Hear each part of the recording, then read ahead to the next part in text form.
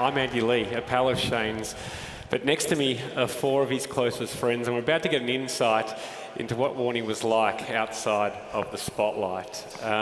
Starting with Dimitri Mascarenhas. Shane played with him over in England. You've coached alongside him, Dim, and you've been inseparable for many years. We've got Hamill, ex-St Kilda Football Club great, a club that Warnie loved so much, and their friendship blossomed there. Sam Newman, ex-AFL star, media personality, and I think a love of mischief that brought Shane and him together. And of course, actor, comedian Glenn Robbins, who is also on the Shane Warne Foundation board. Welcome, gents. How are you? Andy? Hamill, I'll start with you. What would Warnie make of all this? Oh, look, he'd be blown away, really. I think what he'd be proud of is, particularly hearing Keith talk, he'd be proud of that. He was certainly a loving son, but I think what he'd be most proud of is the respect that 55,000 people plus have come here, and it was his love for the public. He had a really good understanding of his responsibility, and he loved to entertain, but he loved the public dearly. Yeah. Dimi, did he love the pressure? Would he love something like this? Oh, he'd pretend that he didn't like it and he'd act all modest, but deep down he would absolutely love this. Absolutely. Aaron, the best man job was shared by two people at your wedding. Shane Warne was one of them, which I think is a bold move because he can steal the limelight on any occasion. But how was he on your wedding day? I think he was a bit more toey than what I was. I remember the day, really clearly. It was, and he's the type of guy that you need around in those sort of moments. There's a few emotional moments, obviously, that go with it. But I remember one particular moment, which is on screen now, that he came in and gave us a hug because he didn't mind a bit of affection. He liked to hug every now and then, and he whispered these words of support, as I thought, but he said, "Now, mate, it's not too late." And with that, Shane pulled out two passports. Yours and his? And he managed to get his hands on my passport as a bit of a gag. So, but he was like that, He always had that, just that willingness and want to see people happy, and he brightened up the mood. He loved all sports, in particular golf. We all played a lot of golf with him. Dimi, how was he on the golf course? He was a good golfer, but he was always the most unluckiest golfer going around. It was always the worst bounce. Oh, how did that not turn in? Oh, it's the worst read ever. But also, he could also get pretty angry on the golf course. Mm-hmm. And there was one incident where he said, "Head," he used to call me Head a fair bit for some reason, I don't know why. "Head, if I don't hit a good shot here with this 3-wood, I'm smashing it." And he proceeded to top it 50 yards down the fairway and swung it that hard, smashed the head off it and smashed the golf cart windshield as well. The boys at the Capital Golf Club weren't too pleased with that. Sam, you played a lot of golf with him. I've played alongside you. Both of you would bet a lot as well, which gave me hives because it just kept going up and up in the stakes. I put a beach wing on his new house down on the coast. The greatest fun I had playing golf with him was arguing about handicaps before we even hit off. Yes. He said to me once, he said, "We're playing off the same mark." I said, "No, we're not, Shane." I said, "That's ridiculous. You're about 6 handicap lower than me. You've just parred St Andrews. You've had a hole-in-one at Augusta." He said, "You used to play off 2. I said, "I did. Back in 1985, I played it off 2. This was a couple of years ago. So we fought. It was one of the great joys of playing with him. I'd just say he'd be gobsmacked at this. I tell you what I'm finding hard to get over. The United Nations are part of this. Holy mackerel, I thought, that is extraordinary. He's actually infiltrated the United Nations and they are here. that is staggering. He can solve everything. Yeah. I think we just heard from Shane then. He was trying to blow your hair off your head. He's going to get Sam if it takes me forever. Yeah. Mind you, it is my own hair. Yes, it is. Yeah. I used to play golf with him as well, and it was hard because he had such a full life, and he would tell the best stories. Yep. And he'd had photographs. Oh, photographs. He'd have stories. And things we can't repeat here. Yeah. And then, so you were just blown away. You were. You're going, I can't top that. And he'd say, Glenn, anyway, what have you been up to? Oh, I've taken up Pilates. It's pretty exciting. It's going quite well. But I'll tell you something though. When you spoke to Shane, he gave you 100%. Mm-hmm. He looked you in the eye, and no wonder he was a great bowler. Because when I had something going on, I wasn't too happy about something, he would go, how you going? And then he'd lean and go, no, how you really going? Something's going on. Yep. And he'd get it out of you. His intuition was so good, so caring, so loving. He was just a fantastic person to be around.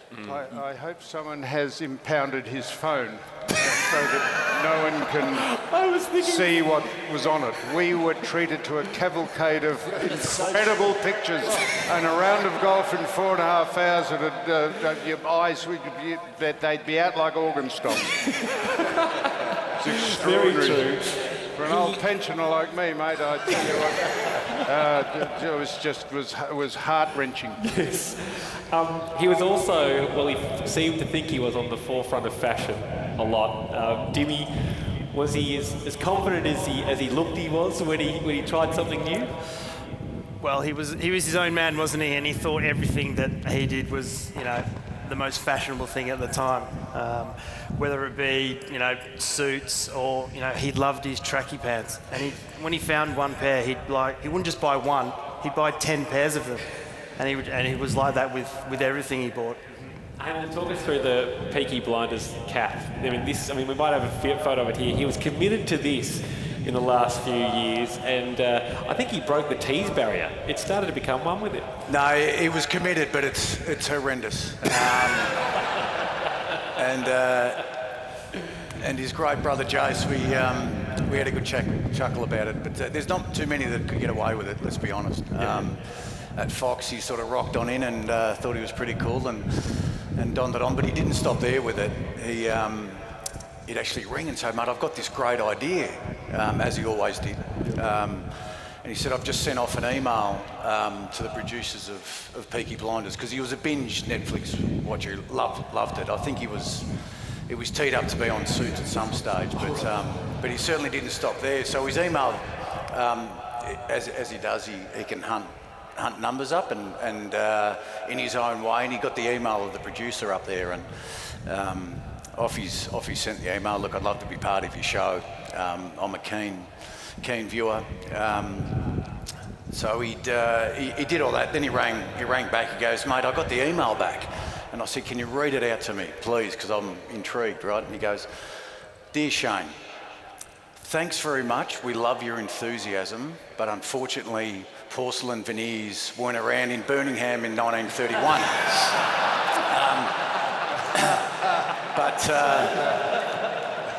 But we love your support, so thanks very much. But that's what he was like. He was ambitious, he was driven, and he wouldn't take no for an answer. Absolutely.